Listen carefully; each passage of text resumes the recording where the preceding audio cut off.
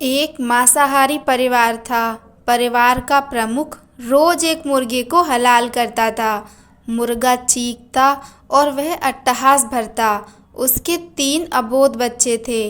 बड़ा करीब 4 वर्ष का था, दूसरा 2.5 वर्ष का और तीसरा गोद का बच्चा था।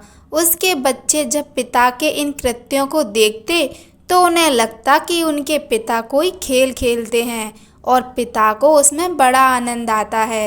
एक दिन पिता किसी काम से कहीं बाहर गए, घर में मुर्गा नहीं आया तो बच्चों ने सोचा कि आज पिताजी नहीं हैं तो चलो आज हम ही यह खेल खेलें। बड़े बेटे ने छोटे को लिटाया, लिटाकर एक पैर से उसे दबाया, एक हाथ से सिर दबाया और उसके गले को छुरे से रेत दिया। जैसे ही गला रेता बच्चा चीख पड़ा।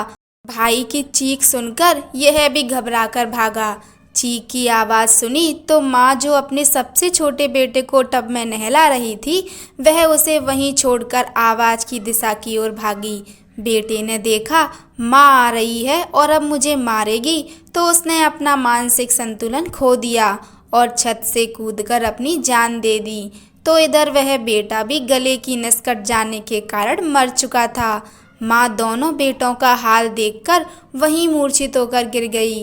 काफ़ी देर बाद जब माँ को होश आया तो याद आया कि वह छोटे बेटे को टब में नहलाता हुआ छोड़कर आई थी, मगर तब तक काफ़ी समय गुजर चुका था। जब वह नीचे आई तो उसकी गोद का बालक टब में ही शांत हो चुका था।